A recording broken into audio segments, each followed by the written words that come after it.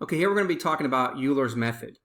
So let's say that we're given a derivative function. So we're given y prime, which is equal to x minus y, and what's also given is an initial condition where y is equal to 2 and x is equal to 0.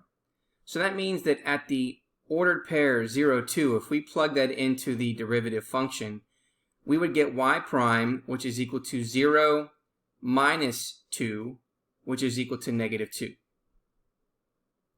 Now, if we let delta x equal 0.1, meaning that in increments it's increasing at a value of 0.1 for delta x, and then we also know that f of xy is equal to y prime, which is equal to x minus y. So what we're going to do is we're going to take a look at what this would look like in a slope form.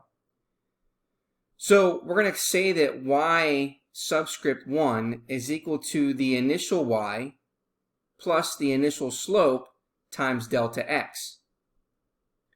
So then y1 is then going to equal initial y plus the function at the initial values of x and y times delta x.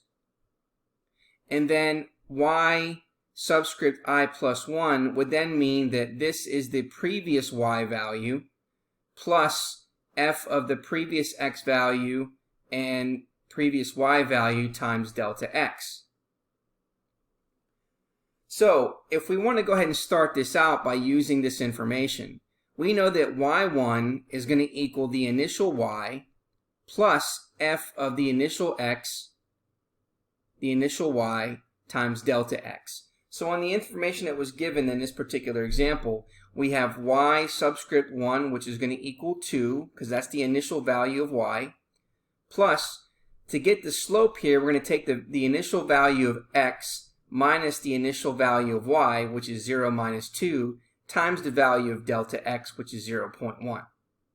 So now, once we figure out this using order of operations, we end up getting y subscript 1, which is equal to 1.8.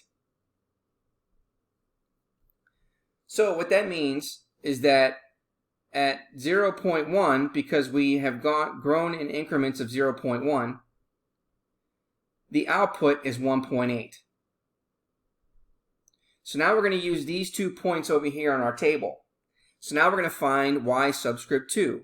So it's going to equal now y subscript 1 plus f of x subscript 1, y subscript 1, delta x.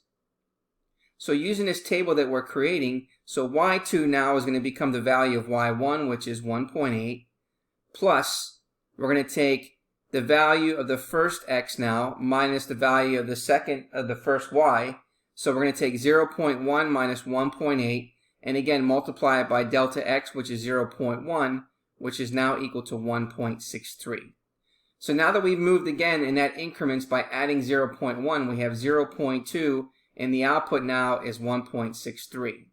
And then we're going to continue the same thing for y subscript 3. This is going to be y subscript 2, which is 1.63, plus we're going to take these 2 points, 0.2 minus 1.63 times 0.1, which is equal to 1.487. So now we have an input now of 0.3, because this is grown as an increment of 0.1, and there is our output. Okay, and then we would continue with, let's say, y subscript 4. Again, you're taking y subscript 3 plus the values for x3 and y3 times that delta x. Okay, now we can continue to keep going on, but we're just kind of giving you a brief instruction here. So what are these points here? This is the thing we need to figure out here. Well, these are points that approximate the points on the graph of the integral function.